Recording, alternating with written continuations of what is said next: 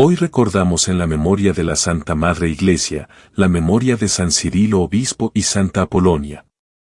San Cirilo de Alejandría, sobrino de Teófilo y obispo de la diócesis de Alejandría desde 412, nació entre 370 y 380. Su formación cultural y teológica comenzó en su juventud y lo llevó a Constantinopla en 403, donde participó en el Sínodo del Roble, que resultó en la deposición de Juan Crisóstomo. Durante sus 32 años como obispo, buscó afirmar la primacía de Alejandría frente a Constantinopla. En 417 a 418, intentó restaurar la comunión con esta última, pero el conflicto resurgió en 428 con Nestorio, quien otorgó a María el título de Madre de Cristo en lugar de Madre de Dios. Cirilo reaccionó rápidamente, defendiendo la unidad de la persona de Cristo en el Concilio de Éfeso de 431. Afirmó que, aunque hay dos naturalezas en Cristo, hay un solo Cristo y Hijo. Además, destacó que la fe del pueblo es garantía de la sana doctrina. Cirilo logró la condena de Nestorio y, en 433, propuso una fórmula de reconciliación con los antioquenos. Falleció el 27 de junio de 444, dejando un legado significativo en la cristología. Por el año 249, siglo III después de Cristo en Alejandría, en uno de esos ataques contra los cristianos, Santa Apolonia fue capturada y torturada por los soldados del Imperio Romano. Con el objetivo de que se arrepintiera de su fe cristiana, adorase a los dioses paganos y pronunciase blasfemias contra Jesús. Ella se negó y la propinaron multitud de crueles golpes que le hicieron perder parte de su dentadura. El resto de sus dientes le fueron arrancados a modo de tortura. Santa Apolonia mantuvo sus principios por defender su fe y sus atacantes la amenazaron con la hoguera. Ella pidió a los soldados que le soltaran las manos dándoles a entender que cedería a sus peticiones, pero en vez de eso, la Virgen se lanzó al fuego para no renunciar a su religión.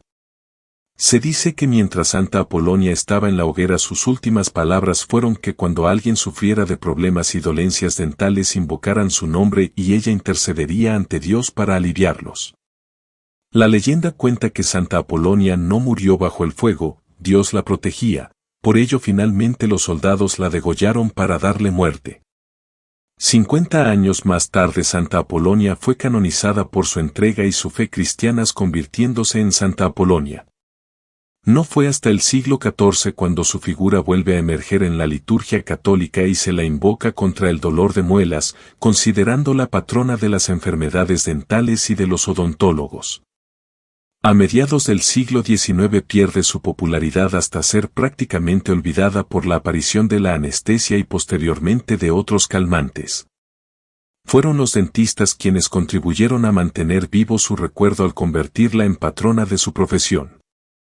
Habitualmente se la ha representado con una hoja de palma en la mano, símbolo de mártir, y en la otra mano unas tenazas, pinzas o alicates que sostienen una pieza dental en su extremo, o con un collar con un diente de oro.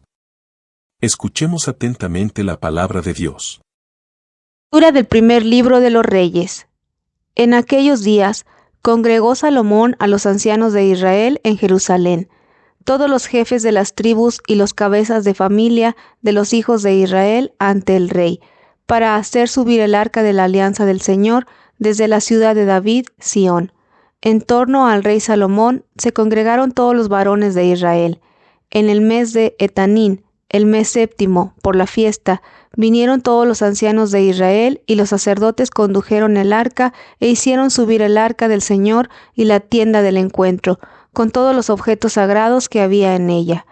El rey Salomón y todo Israel, la comunidad de Israel reunida en torno a él, ante el arca, sacrificaron ovejas y bueyes en número no calculable ni contable. Los sacerdotes acarrearon el arca de la alianza del Señor al santuario del templo, el santo de los santos, a su lugar propio bajo las alas de los querubines.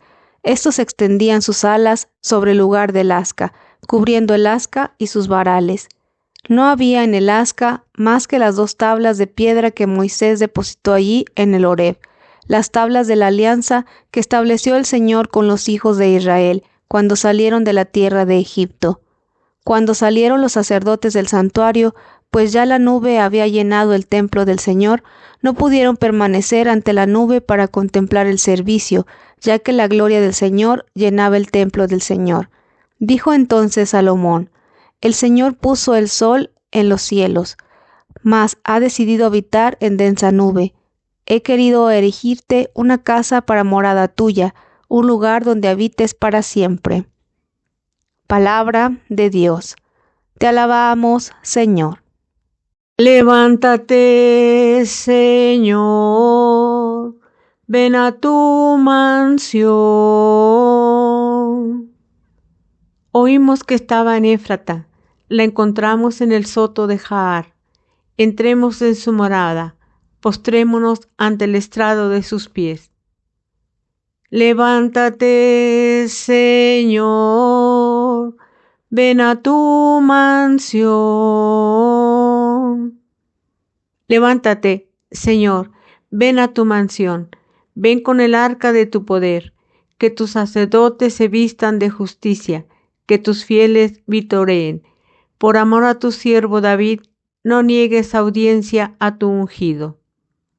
Levántate, Señor, ven a tu mansión.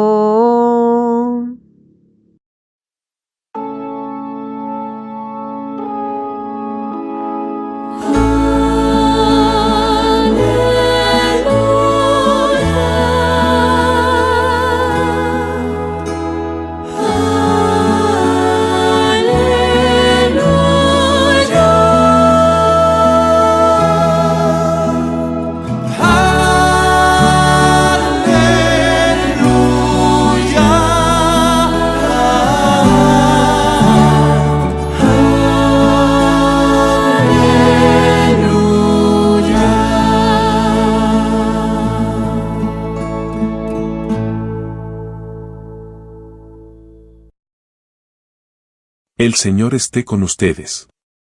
Y con tu espíritu. Lectura del Santo Evangelio según San Marcos. Gloria a ti, Señor. En aquel tiempo, terminada la travesía, Jesús y sus discípulos llegaron a Genesaret y atracaron. Apenas desembarcados, lo reconocieron y se pusieron a recorrer toda la comarca. Cuando se enteraba la gente donde estaba Jesús, le llevaba a los enfermos en camillas. En los pueblos, ciudades o aldeas donde llegaba colocaban a los enfermos en la plaza y le rogaban que les dejase tocar al menos la orla de su manto, y los que lo tocaban se curaban. Palabra del Señor. Gloria a ti, Señor Jesús. Jesús nos muestra en el Evangelio de hoy, que es uno de los sumarios resúmenes de su actividad, cómo camina para encontrarse con las personas, para curarlas, para hacerse tocar y, a través de ese toque que une la concreción del cuerpo con la fe, se produzca la relación íntima que sana y da futuro. Es curioso que este texto en el que Jesús y su acción es tan concreta y corporal, venga detrás del texto en que se habla de Jesús caminando sobre las aguas en medio de la tormenta del lago que amenaza a los discípulos. En ese momento, dice el Evangelio, ellos, viéndole caminar sobre las aguas, creyeron que era un fantasma y comenzaron a gritar. Creyeron que era un fantasma, algo no real, fruto de la imaginación y del miedo. Esta es una tentación que nos amenaza a todos los creyentes.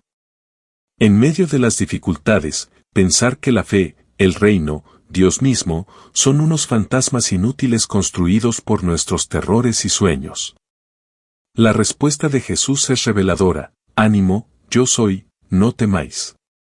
La causa para que venzan el miedo es el ánimo que les transmite. Y la fuente de ese ánimo es que Él es el yo soy, el misterioso nombre de Yahvé revelado a Moisés. Dios con nosotros, Dios hecho carne, palpable, en una corporalidad que se continúa en los sacramentos. Dios hacia nosotros, a mi encuentro. Nunca Dios contra mí, contra nosotros, ni siquiera indiferente a mí, a nosotros.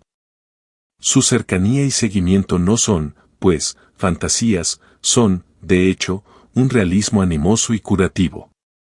Pidamos a la Santísima Virgen María, Madre de Dios y nuestra, que nos ayude a reconocer a nuestro Señor Jesucristo y que podamos seguir su palabra y para ponerla en práctica haciendo la luz para nuestra vida y para los demás.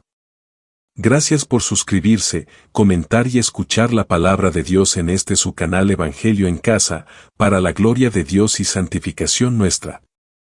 Oramos por la paz del mundo, la salud de nuestros hermanos enfermos y el descanso eterno de las benditas almas del purgatorio. Da al Señor el descanso eterno y brille para ellas la luz perpetua, las almas de los fieles difuntos por la gran misericordia de Dios descansen en paz. Amén. El Señor los bendiga y los proteja, les dé la paz, la salud, la perseverancia en el bien obrar y la aceptación de su divina voluntad, en el nombre del Padre, del Hijo y del Espíritu Santo. Amén. Evangelio en Casa.